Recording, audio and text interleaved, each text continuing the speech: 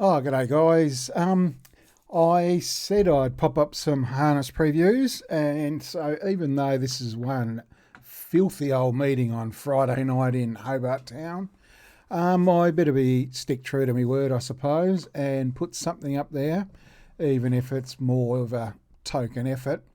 Um, Typical with the Friday night meetings, there's a strong Benyol emphasis in most races, and to be honest, like races like race one, unless something goes up absolutely ridiculous odds, I don't get involved in these races, and nothing to that effect in race one. But um, you'd imagine Endeavour Stride probably finds its way to the front and just keeps whacking away. He's no star.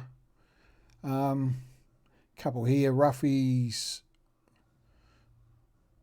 White Flynn's had a couple of starts in the state and been used early.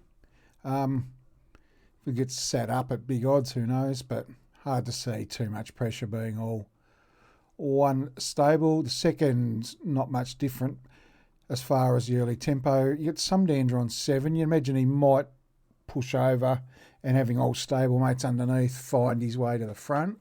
Clearly the two best horses are 11 and 12, Iden Black Prince and Stormy Sands. Stormy Sands was exceptional last week in Launceston.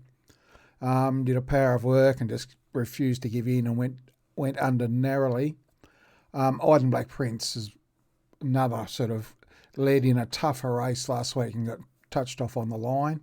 Obviously the draw does them no favours here, but they still cleared at the top two. I'd go Stormy Sands to win, but just similar to a lot of races on the card, there's just no juice in the actual price.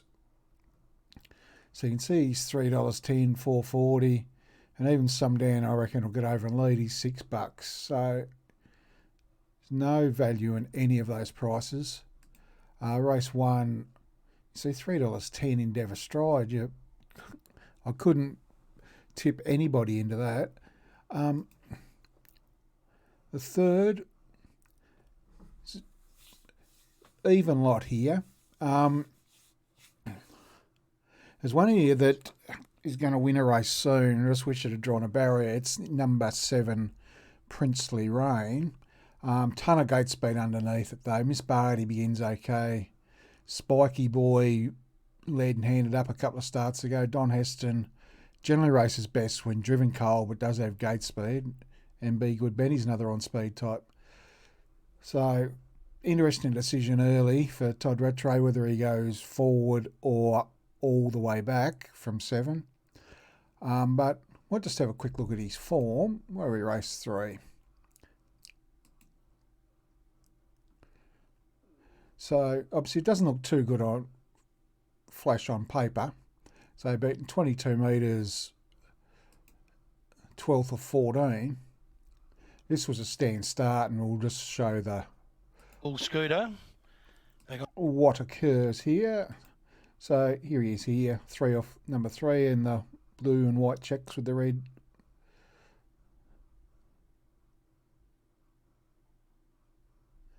So he works forward to the death, and horse comes round and just tightens him up a little bit as it crosses to the death, and found this horse that come round has never been driven to the death mid-race in its life either. I thought it's at about 300 starts. So he just gets crossed, just cuts across in front a little bit tight here and gallops all the way out to last. So you can see he's tacked on here and last. Like he doesn't savage. The line's seen back on the inside here. Look, he's only been beaten 20 metres or so. Bar the gallop, there's a fair chance he's right in the pointy end of the finish. The prior run to that is over a mile. Used his gate speed. I don't know why I didn't. I went back and then back into his form, but anyway. So same colours.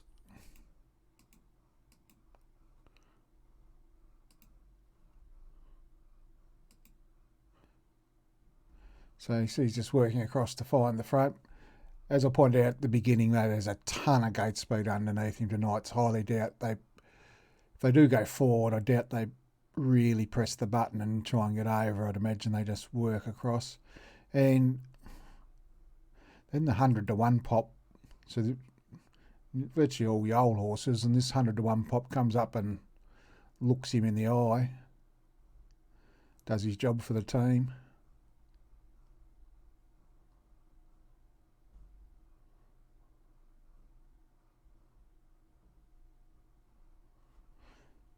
That's just, punters have meltdowns if stuff like that happens in a state. It's par for the course in Tassie. So that's there. So I just think on a night where there's tough to pick out anything in any value, it's hard to see because of the queries over the speed map. And it's like John Richard, I was on him last week at, I think it was $71. He looked like he's travelling like a winner, and he just, as soon as he hits open air, he doesn't let down. Not entirely sure what's going on with him mentally. He's just going from bolting to gone in a stride, but $9, Jesus. So I backed him at 71, and he didn't appear to try real hard late. I imagine you can't take single figures about him. I just think Princely Rain each way might be worth something. The fourth, $1.85 actually looks good value, the favourite here. If we just have a look, it was in the same race last time as Surprise Rider, Marisol, Halley's Boy, Vladimir Hall, The Mighty Doc, Marissa Bell, Iden BJ and Stoney the Spy. They were all in the same race. You've got two from another race, Zarina and Can't See Me, who raced each other at Burnie and finished third and fourth, or fourth and fifth, yeah, at Burnie. And then Zarina was in a tougher race last week in Launceston, but whacked away at the one speed. So I think it's probably the second pick in the race. So, and so obviously, so you've got virtually everything's raced one another. And if we have a look at the form here, so there, 340. Yeah, it would be a bit of wishful thinking there, I think. But so we'll have a look at this replay. So things we need to look at here. So it runs second beaten 8.6 metres. Everything else beaten 24 metres plus.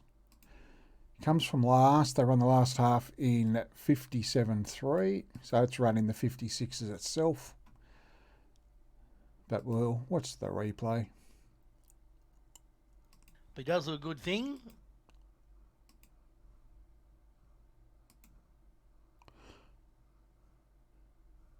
so it's in the white colours with the star,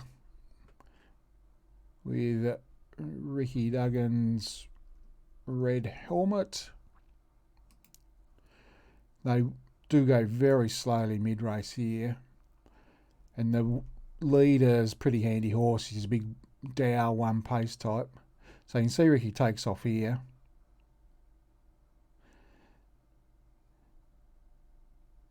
Shows very good speed down the back straight. Might let it roll for the full last lap. And if we just point them out here, so my memory is on. Obviously got the winner of the race in front. He's not racing tonight. But you've got Stoney the Spy is one out, one back. You've got, this is the Doc thing, three back the inside. Iden BJ, leaders back. Vladimir Hall, three deep with cover. You can see it dashing up.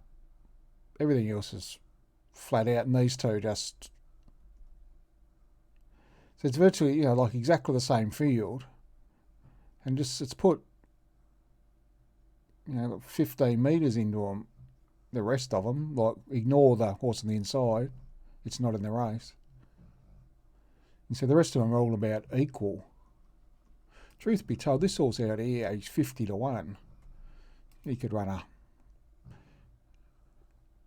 not the worst exotics player I've ever seen. And this horse just keeps going late. Remember they've run home 57.3, I think it was. You can't go much quicker. These are maidens. I think that, as I said, I'm not in the habit of tipping $1.85 pops, but this is a $1.85 chance. Currently, you'll start at $1.50, $1.45. So if you like something elsewhere, you just want to multi it up, then race 4, number 13, Charm for a Reason. I do think Vladimir Hall's not the worst, because I'm guessing Stone of the Spy will lead. At very worst, it'll be leaders back. So it'll be 3 back the inside. Like, he's no star, but there's not much between the rest of these at all. So, and that's the spot you're going to be. There's going to be some with their tongues hanging out over the last 400 metres. The 5th, another race with a lot of gate speed. You've got noted speed horses here, Written in Silk, Graphite Stride, Fury Dan. We made a bit of a video about him last week, about how he all of a sudden lost his gate speed when he had a non-stablemate drawn behind him. An interesting part about Sean to the Max was good last week, but it's got no gate speed at all, so I say none, he's fair.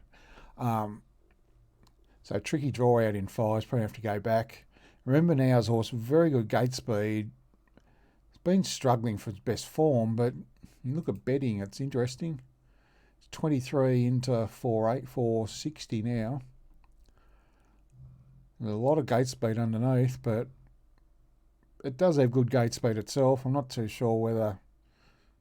Hard to believe they'd give it the front, but betting tells sometimes the best form guide in the world. There's a few at the back that'd need a bit of a speed war. Vivid Stride ran home okay at big odds the other week, but for me, I think Fury Dan is probably the safest play, but I've got no real opinion in the race, to be honest. One thing about Fury Dan, he'll be under the whip a long way from home, but he does keep whacking away, so needs to be on the fence, just hasn't got the speed. Race 6, you've got Roadrunner, looks the leader here, has been found wanting when it's led in the past, but it's hard to imagine too much mid-race pressure here. Jack James is very much has to be driven stone cold sit sprinter. Did look a tad disappointing on face value last time, but was forced to face the breeze in slow, albeit slow time, but it's still not his cup of tea. Just needs to be tucked away and see open air with 200 metres to go.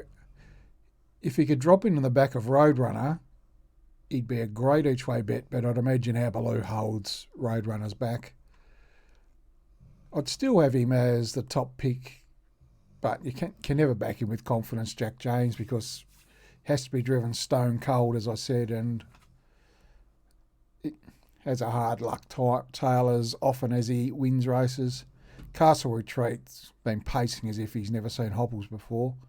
I said, I'm hard to see much speed in this race unless they light up Major Leicester early.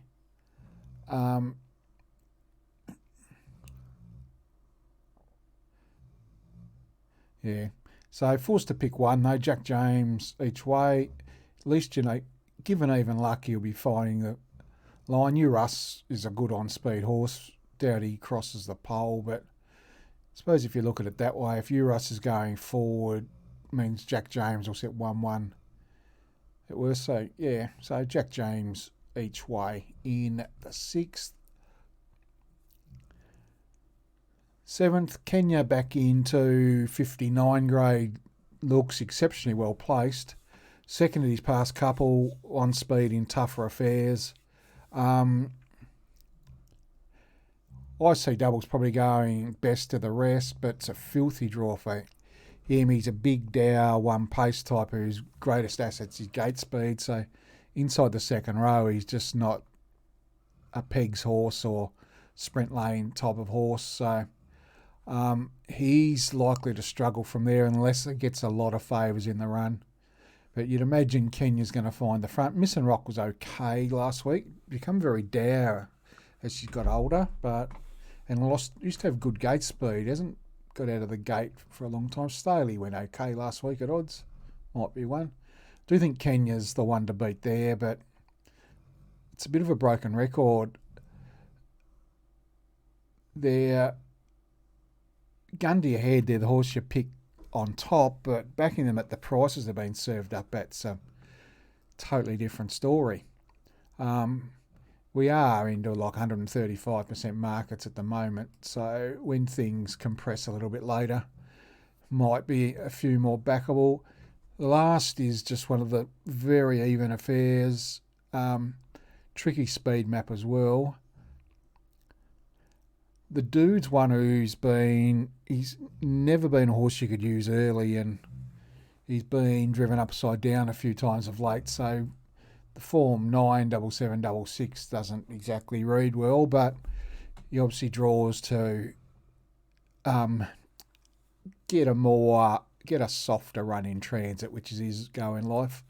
But $5.50, like geez. Pretty old Abs boy here, my old favourite.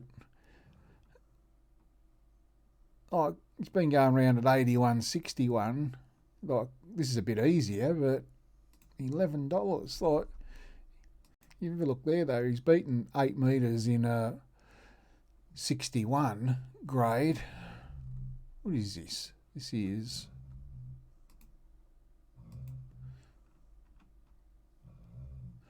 $45 to $49. You've got beaten 8 metres in 61 grade. The only thing with Abs, his dead set miler, 2090, you can't use him at all. Otherwise, he'll be sort of tonguing out down the back, but he's got good speed, but you can only use it once. The dude, top pick in the last. So, as I alluded to at the beginning, I'm not going to be tipping too many. Race 1, as I said, I just don't get involved in those races. Race 2, Stormy Sands, got him as a clear top pick, but if they play silly buggers with all stablemates on the front and there's no speed and he can't get to the death, he doesn't have enough natural speed to circumnavigate, come 4 wide and blow him away. He needs a little bit of tempo on or somehow get to the death mid-race. So $3.10 I think he was. Like, you can't take that price. Third, as I said, Princely Rain might be worth a few coins on an each-way basis. It's actually a stablemate of the favourite in the fourth that I pointed out. So, so race 3, number 7, Princely Rain on an each-way basis. Spiky Boy, I reckon he'll be first to the fence, and he's probably another one in the race that good each-way claims. Obviously, I pointed out Charm for a reason here. It's the current 185. I'm be very surprised if it doesn't start. It'll definitely start shorter than 160. I'll put it that way.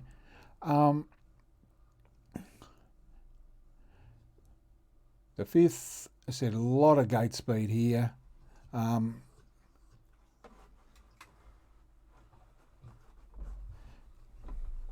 No opinion there. Jack James, as I said, but he's you got 1 and 2 here. You imagine Euros, he was in a stronger field the other day. He's going to be death seating. I just prefer to back Jack James each way. He's going to have cold sit on him. So Jack James in the 6th. Kenya,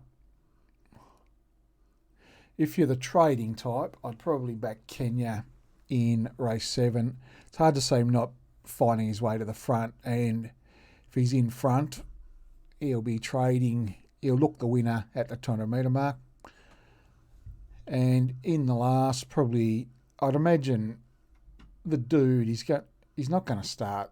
I know he's priced $5 here, but He's going to probably get out to $7 or $8. I think they're probably all going to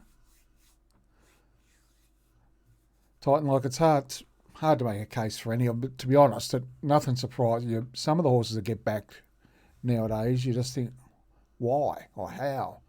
But it's a lack of liquidity. You just need 3 or 4 people to back the same horse, and there's a bit of groupthink or sameness in betting in Tasmania. So once a bookie gets 3 or 4 people back the same horse in the space of a minute, the panic button gets pressed and gets wound off the board. Other punters see that this horse has been 8s into 6s, so they start backing it with other providers or on Betfair, and it just becomes like a snowball effect. It sort of gathers momentum, and just a few owners putting the bet on at the beginning, it sort of turns it into a semi-go.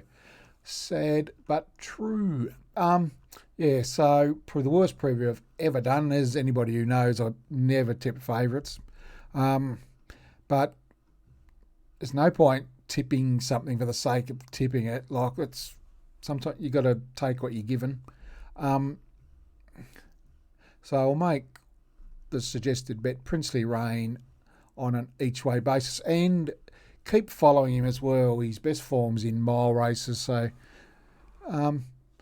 if he does no good here, just keep an eye out for him when he does draw the lead in a mile race moving forward. So I'll wrap it up there. I'll pop another preview up for Sunday, which isn't a much better meeting, if truth be told, either. But anyway, if you've managed to labour through that and listen to me prattling on, my voice is struggling, much appreciated. I'll leave you with it. So until Sunday, I'll chat then. Cheers.